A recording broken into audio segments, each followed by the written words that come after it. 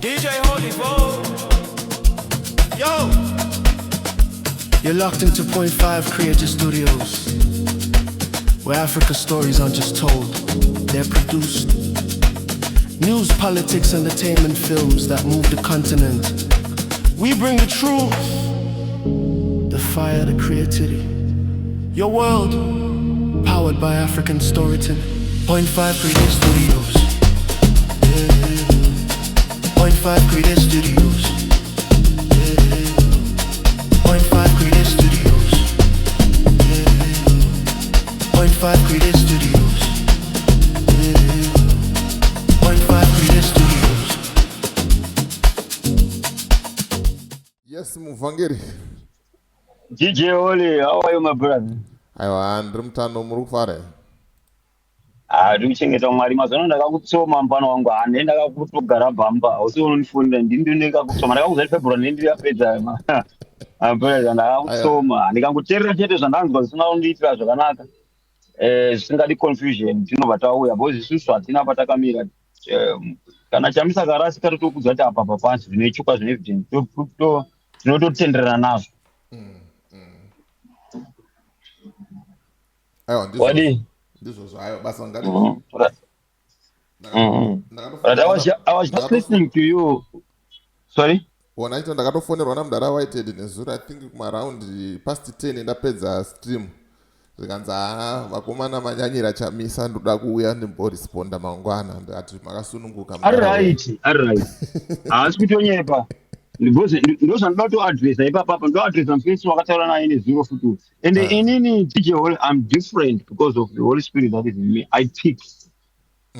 This guy wauya ukaramba maybe he refused to be announced with Indiana achitanga close na chamisa. In 1 hour yawataura naye. Exactly. Right. Is the same guy akauya achizoti Msite. Former City. Yes. Urunzwa ndinopika DJ Holy voice rake ndemunhu mumwe chete. The way I was talking the line things. I told you kuti achadzoka uzita point blank what he wanted to do. First day he came like ari kutaura politics apa tachataka chamisa but anga akawanda. Ndikati achadzoka kwauri more openly and he did exactly that. Awe avata openly.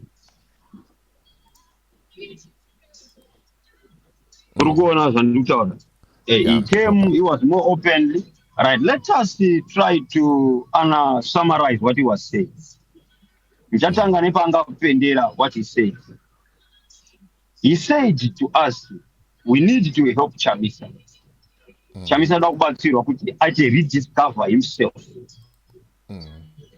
Because Chamisa animal things are kind of fine, will come into that. Okay. How can you tell us we want to help Chamisa? Yet you told us in your build-up conversation that Chamisa is a ZANU-PF agent.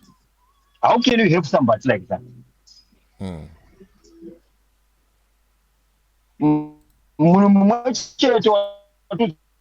Chamisa, you was a ZANU-PF agent. I got recruited by it. That's what Chamisa and Shawan Saka, in other ways, the guy on one point is telling us that Chamisa is already compromised with an agent of ZANU-PF. On the other side, is speaking like Chamisa needs help. Asim ZANU-PF, but animals akagamchira from G40. Saka, which is which? Akamira pat. Arukutichi. Arukutichi. Afikiri ipapo. Then number two, my queries, but to me, it's not genuine. Job Scala was arrested because of Akaramba G40. No, he is a Job Scala. All right, I didn't mean Varipapa G40, Dilla Coast, Yakapinda, City 2030 agenda, this Canada agent. Indiana Rutonga, G40. So, how can ED arrest Job Scala for the crimes you could have G40? Kana Karamba G40. Zora kuti Scala akaita fefa kunani kulokastika kuna idika zora kuti idima celebrate Job Scala because Job Scala manage kuvharira panze ma enemies aidi whom EG fears more than the way he fears Chamisa. Because G40 one of them is NPF, which is one certain power, one certain connection from the army, the police, chichi, varim sari PF, vano kona kuchikuchiza kwa iti kuno kona kanyore. Zora kuti ma G40 ma threats more than kuna Chamisa. Saka how can now EG osungira job scala? Kuti job scala karamba kuti G40 pine ndo zvakasungira vakakandwa mjeri. This guy is not honest. Yeah. Sometimes I will ask you next time kana vanhu vakadai tidanewo mauyu tifonere kana tiri bizo zvatiri bizo toita kubva toita tichimubvunza mubvunzo iyoyo tichitaura naye tichiita interject kuti munhu arege kuflow achitaura nhema dzake ndo zvanga takatosuggesta achiti ada kutanga presenter ega and then aiwa he's presenting lies. We are not blaming you because you are a journalist. Ukazouya usvika kuti kumukasha kasha anozofunga kuti iwo wakumirira Chamisa. Inofanira kunge ruitira kuti nyaya yako ifambe zvakanaka. Exactly. Right. This guy is a liar. This guy ane bitterness. Ndifana ndobvunza. Then number 2, auya totally out dismissa Chavangu, which means kwandiri asupporta Chavangu. Kuti Chavangu is right. Chavangu is right. That's right. And avari Chavangu na Chamisa vanozivana. Listen, kana Chavangu na Chamisa vanozivana, kuzivana kuri paviri kune madimension maviri. They know each other in a personal bind. Chamisa ndoziva Chavangu ndiani, Chavangu anoziva Chamisa ndiani. Icho chichokwadi chisinema. But kuzivana kwatiri kutaura apa, ndiko kuti zvakaitwa na Chavangu vanozivana here. No. Chamisa was behind kuti Chavangu abvise vanhu achita sei. Ndo zvakaitika. Vanhu vese vakabviswa na Chavangu, ma MP vakabviswa na Chavangu kuparliament. Vanhu vaisupporta Chamisa. Angari mapillars aChamisa, they were removed so that Chamisa remain weak, so that Chamisa can be weak. But those people vese vanhu vakatargetwa. Vanhu havana kutargetwa ipapo DJ Hall. Ukatarisa to the pre-ama election na 2023 build up. Vanhu havakatombotra vari 12 vavakamiswa kuti vasacontesta. Remember? Yes. They didn't want them to contest. Then vanhu vakomana vakafighta through court, they won kuti vacontest. After vawina vacontesta, and vaida kuti vasacontesta because kwakune vanhu veZANU-PF including Ntuli Ncube. They didn't want them to contest. Vanhu veZANU-PF vaida kuti vapinde havakwanisi kuzowina. And it happened exactly like that. They managed to contest after constitution court yati hazviitire kava contest. After vacontesta vawina, ndova vakazoteverwa through na Chavangu akavabvisa. Saka how can you say Chamisa na Chavangu vanozivana? Vanozivana pakuita sei? Vanozivana on personal level rokuziva kuti Chavangu ndiani. Kana Chamisa paaita ndizivi Chavangu, aireva kuti haasi kuzivana na Chavangu the way how Chavangu came and destroyed the MDC. Maplans akaitwa na Chavangu nezvi zvakaita na Chavangu. Ndipo Chamisa paaita handisi kumuziva. Not kumira kuti in personal kuti ndi Chavangu ndiani. No, that's not correct.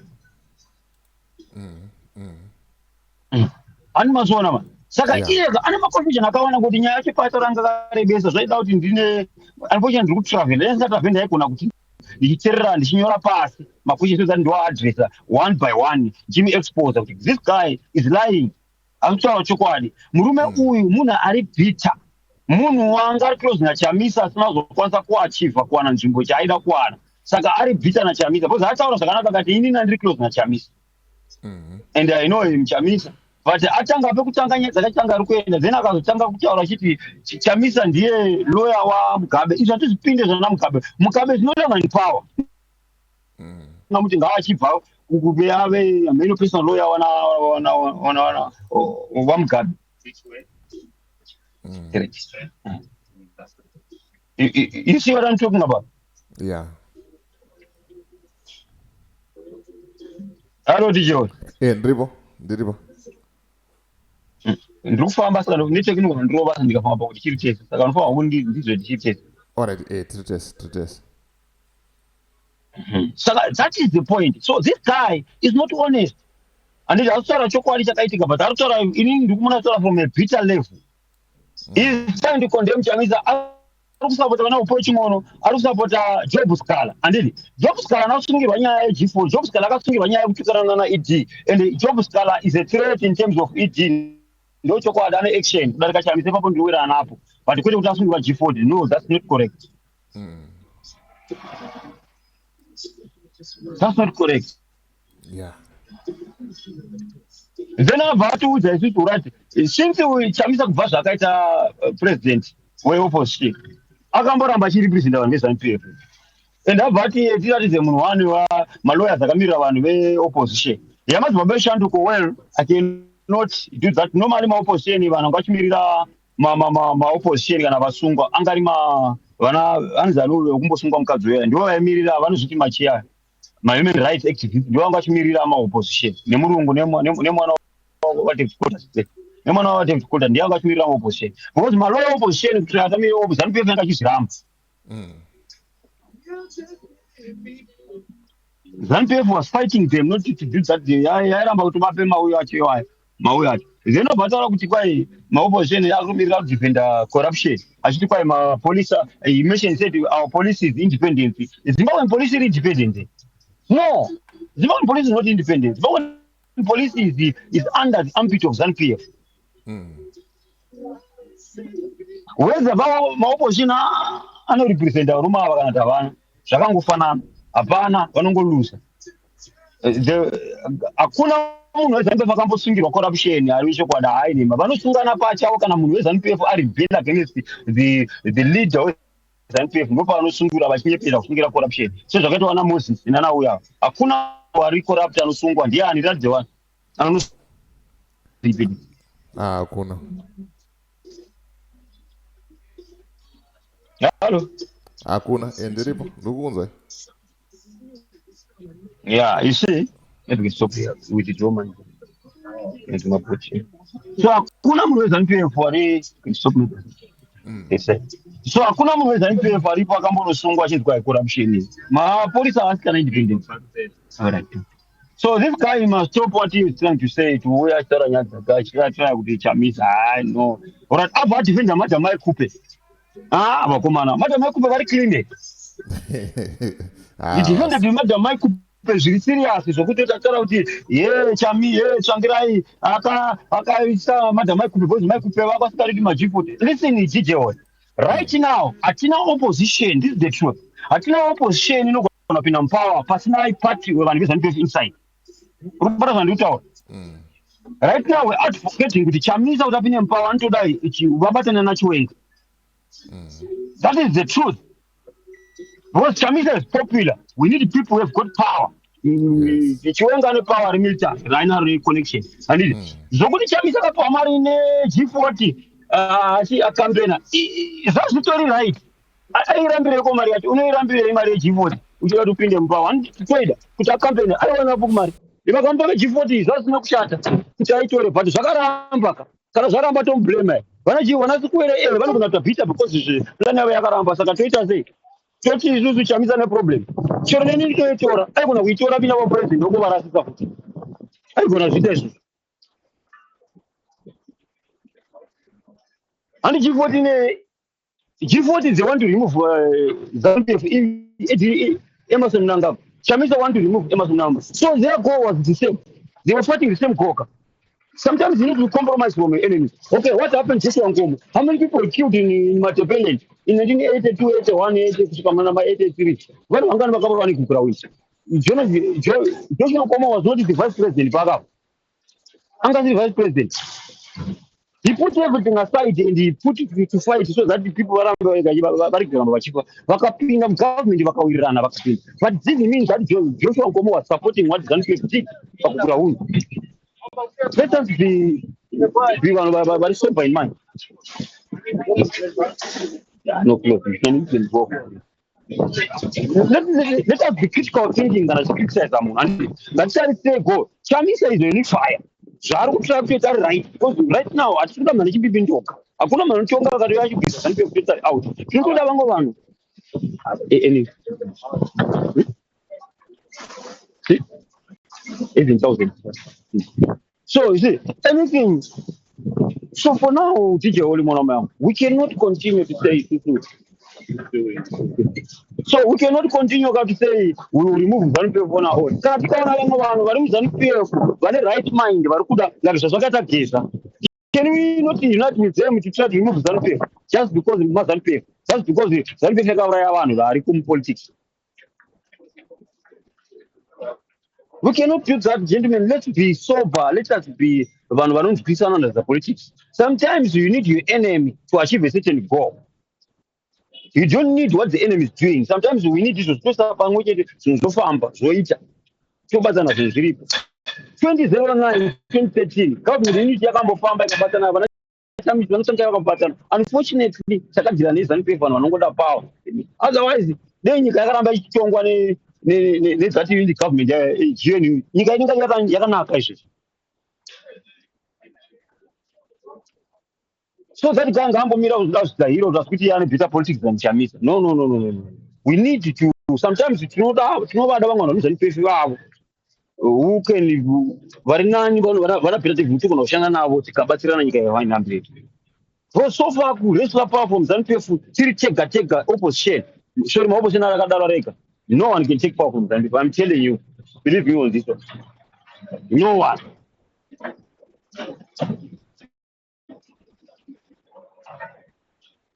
So we cannot just blame say vanhu vakavaya vanhu vakazodi ichokwadi vakaita sei vanakafukwere vanakafukwere vakasponsor because they wanted power and Chamisa ida mari and Chamisa won those elections. Unfortunately what happened SADC yakarasisawo haina kuzotsika nedzi yawo and idi yakaramba vashandisa military power nechichi zvese nenafazi nanamasiyawo kuramba ari papower and vanakafukwere understand their bitterness obviously ko vangaita sei kana vakaisa mari zvakaramba but vanhu vasiri genuine. How can you say bitter kana tata dhiri raramba kachicheuri ndona da dhiri newe kazoramba toita sei ndokublame can I blame you? Azvibudi pakupasa kunawirirana kuti munhu wamwana achidai nobva ndatipfigwa tatira kuzviti zvobva zvaramba. So can I blame you? We cannot do that, man. We cannot blame that after taramba dhiri redu zvaramba aura zvaramba zvafana zvati kuita tijeoli zvezvizvi tikuitira kuisa musangano wezanube kuti kuseva pawo ZANU-PF yotadza kuisa papawo tomatanga kublema kuti tijeho tikasikaku hapana takainzvisa kwauri tichikupa tumira maaudio vanhu vachiteerera uchiita mari nesu hapana zvauri kubatsira nazvo hatichadodi we are not bitter. Can we do that? No, we continue to fight until we find a breakthrough.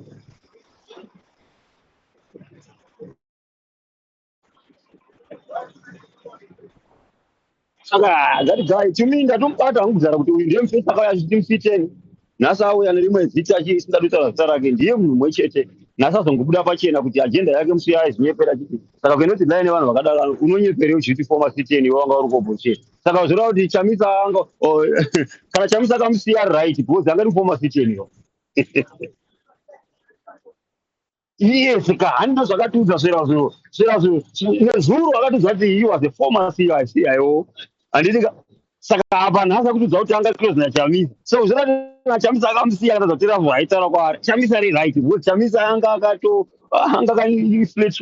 He was working with the former CEO because it's the same guy akataura intelligence aitaura counter intelligence aitaura zina musovezi aitaura zvezvo nhasi akuya taura zvimwe saka komara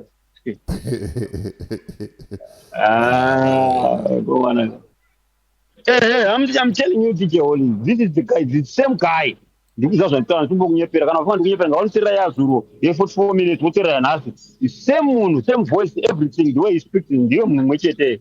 Saka kana rakanga pokutanga kaya zviti former city tsvagawo zita riri nani kana wewo zviti kana uchida kuhanda ghost accounts kwete kuzviti nhasi unoya uchitudza kuti wanga uri muformer city ichiri paintelligence kuti how ZANU-PF works. You pretend like you are part of ZANU-PF system. Then today you come to tell us that you were close to Chamisa. Saka uriani ndoani. Saka you want us to take serious what you are saying. Unogona kuvhara vamwe vanhu uko kwete type dzedu. No. Yeah, vakashata. Okay, DJ waita basi. Wala tiri bongo. Alright. Uswera zvakanaka.